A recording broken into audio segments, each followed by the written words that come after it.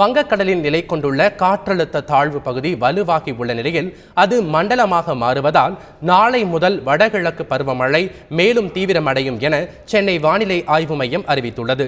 இது தொடர்பாக வானிலை ஆய்வு மைய இயக்குநர் பாலச்சந்திரனுடன் எமது செய்தியாளர் பாஸ்கர் நடத்திய கலந்துரையாடலை தற்போது பார்க்கலாம்.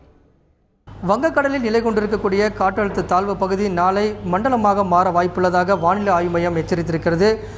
நாளை முதல் மீனவர்கள் கடலுக்கு செல்ல வேண்டாம் என்று வானிலை ஆய்வு மையம் எச்சரித்திருக்கிறது.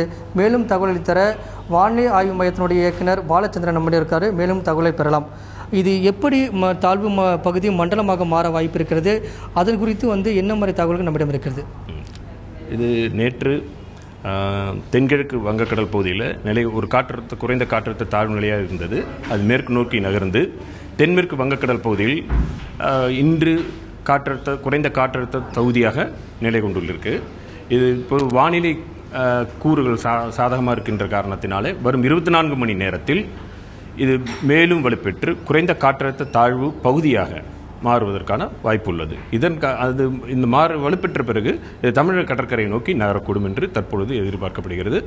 இதன் காரணமாக வரும் 2-3 தினங்களில் வடகிழக்கு பருவமழை தமிழகத்தில் தீவிரமடையக்கூடும். தாழ்வு பகுதி மண்டலமாக மாறும்போது மீனவர்களுக்கு என்ன மாதிரி எச்சரிக்கை வானிலை ஆய்வு மையம் சார்பாக விடப்படுகிறது? அது மட்டும் இல்லாமல் காற்றினோட வேகம் எப்படி இருக்கும்? மக்கள் எவ்வளவு எச்சரிக்கையாக இருக்கணும்? இந்த காற்றழுத்த பகுதி மாறும் பொழுது அதற்காக நாம் மீனவர்களுக்கு நாளை முதல் கடலுக்கு செல்ல வேண்டாம் என்று எச்சரிக்கை நாங்கள் கொடுத்திருக்கோம்.